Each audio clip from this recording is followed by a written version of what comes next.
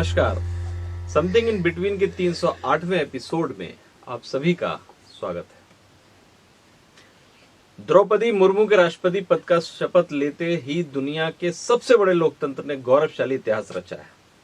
आजादी के अमृत महोत्सव वर्ष में किसी आदिवासी महिला का देश के सर्वोच्च संवैधानिक पद पर पहुंचना वाकई ऐतिहासिक है। अच्छी बात है कि शपथ लेने के बाद द्रौपदी मुर्मू भावनाओं में नहीं बही। उन्होंने दो टूक अंदाज में कहा कि एक आदिवासी महिला का सर्वोच्च पद पर पहुंचना उनकी व्यक्तिगत उपलब्धि नहीं है, यह पूरे देश की उपलब्धि है। राष्ट्रपति ने कहा कि उनका निर्वाचन ये साबित करता है कि देश में गरीब व्यक्ति भी दूसरे वर्गों की तरह सब कुछ हासिल कर सकता है। वाकई भारत जाति, धर्म, क्षेत्र, संस्कृति सहित कई अन्य मामलों में विविधताओं से भरा हुआ है। दुनिया का ऐसा इकलौता देश है जहां सभी धर्म के ही नहीं बल्कि सभी धर्मों के अलग अलग से संप्रदाय भी मौजूद हैं।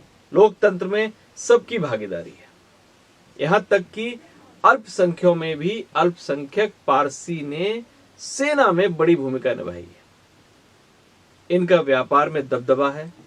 अन्य अल्पसंख्यक धर्म भी देश की उन्नति और विकास में अपनी अपनी ओर से योगदान दे रहे हैं। दुनिया के सबसे बड़े लोकतंत्र में सभी वर्गों की भागीदारी इसे महान बनाती है। इसी क्रम में शीर्ष संवैधानिक पद पर आदिवासी महिला का पहुंचना हमारे सफल और जीवंत लोकतंत्र की गाथा है। बहरहाल द्रौपदी मुर्मू के राष्ट्रपति पद का उम्मीदवार बनने और राष्ट्रपति निर्वाचित होने के बाद लोग जजमेंटल हो रहे हैं।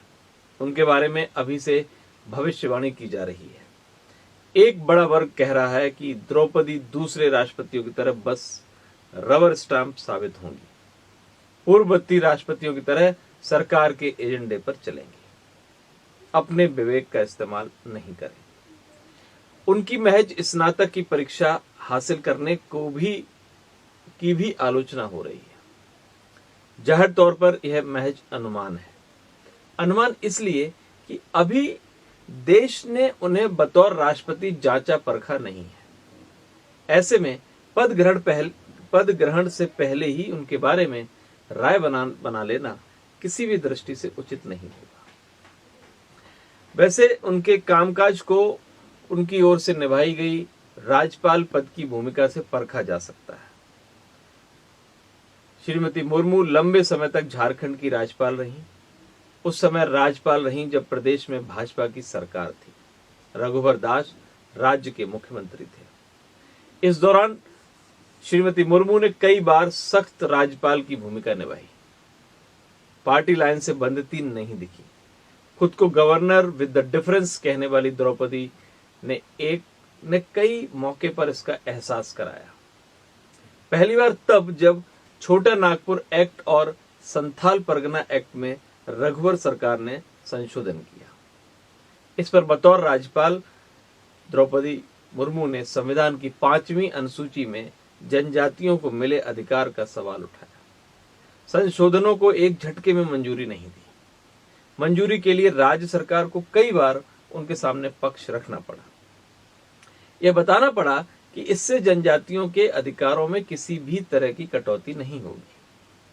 रघुवर सरकार के दौरान ही उन्होंने झारखंड के उस गुदरी प्रखंड का दौरा किया जहां नरसंहार हुआ था। राज्यपाल ने उन लोगों से भी मुलाकात की जो राज्य में चल रहे पत्थलगड़ी समर्थकों पर प्रतिबंध की मांग कर रहे थे। इतना ही नहीं, राज्य में रघुवर दास की सरकार रहते प्रदेश की कानून व्यवस्था चरमराने पर चुप नहीं बैठी थी। उन्होंने राज्य के डीजीपी को तलब किया था। इसके बाद डीजीपी ने यौन शोषण जैसे मामले में एसएसपी के 30 दिनों के अंदर जांच पूरी करने और 45 दिन के अंदर आरोप पत्र दायर न करने की बात कही थी। और यहां यह भी जानना जरूरी है कि रघुवर दास सरकार के दौरान ही एक फ्लाईओवर के निर्माण के लिए उन्होंने राजभवन की जमीन देने से मना कर दिया था। कहने का आशय यह है कि बतौर राज्यपाल द्रौपदी कभी रबर स्टाम्प की भूमिका में नहीं दिखी।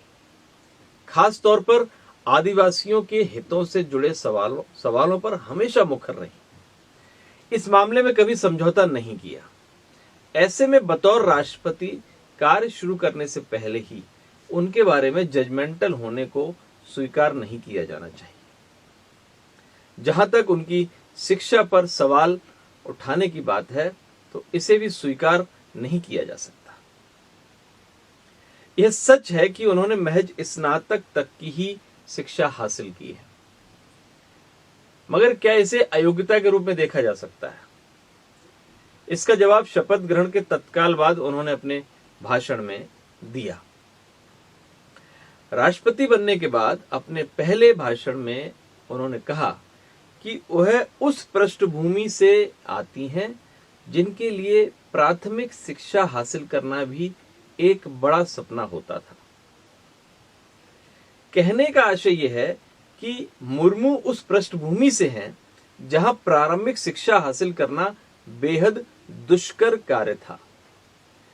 उसी पृष्ठभूमि की एक साधारण महिला ने अगर स्नातक तक की शिक्षा हासिल की, पार्षद से लेकर विधायक, मंत्री, राज्यपाल और अब सर्वोच्च संवैधानिक पद पर पहुंची, क्या ऐसी शख्सियत की योग्यता को महज उसकी स्नातक तक की पढ़ाई से तुलना कर खारिज कर दिया जाना चाहिए?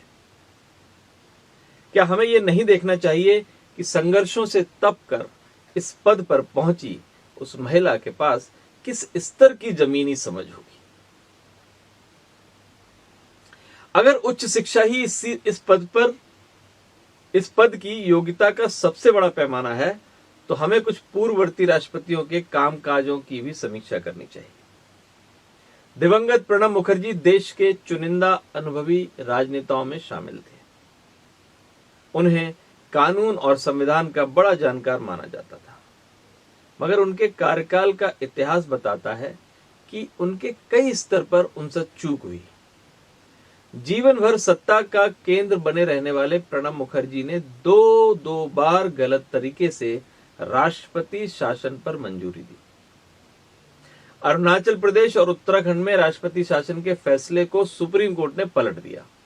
न सिर्फ पलट दिया बल्कि राष्ट्रपति के संदर्भ में भी गंभीर टिप्पणी की। शीर्ष अदालत ने कहा था कि राष्ट्रपति के फैसले समीक्षा के दायरे से बाहर नहीं है। वह इसलिए कि राष्ट्रपति राजा नहीं होता। देश के पहले दलित राष्ट्रपति रहे के.आर. नारायण का भी एक वर्ग ने आलोचना की थी। कहा था कि उन्हें महज दलित होने के कारण सर्वोच्च संवैधानिक पद के लिए वरीयता दी गई। हालांकि बाद में देश ने देखा कि नारायण ने बतौर राष्ट्रपति नई लाइन खींची। साल 2000 में अमेरिकी राष्ट्रपति के भारत आगमन के दौरान विदेश मंत्रालय द्वारा लिखित भाषण नहीं पढ़ा, अपनी ओर से तैयार भाषण पढ़ा। इस भाषण में उन्होंने अमेरिका की कई मुद्दों पर तीखी आलोचना की। संसद में अभिभाषण पर सरकार का लिखा भाषण पढ़ने से इनकार किया। गुजरात में हुए सांप्रदायिक दंगों के खिलाफ मुखर विरोध दर्ज कराया। राष्ट्रपति भवन की कई पुरानी मगर दलितों के लिए अपमानजनक परंपराओं को हमेशा के लिए खत्म किया। ऐसे में हमें श्रीमती द्रौपदी मुर्मू को परखने के लिए उन्हें काम करने का मौका देना चाहिए। फिलहाल आजादी के अमृत महोत्सव वर्ष में आदिवासी महिला के सर्वोच्च संवैधानिक पद पर आसीन होने पर गौरव का अनुभव करना चाहिए। हमें इस बात पर गर्व करना चाहिए कि हमारे लोकतंत्र में उम्मीदों के सभी फूल अभी मुरझाए नहीं हैं। नमस्कार।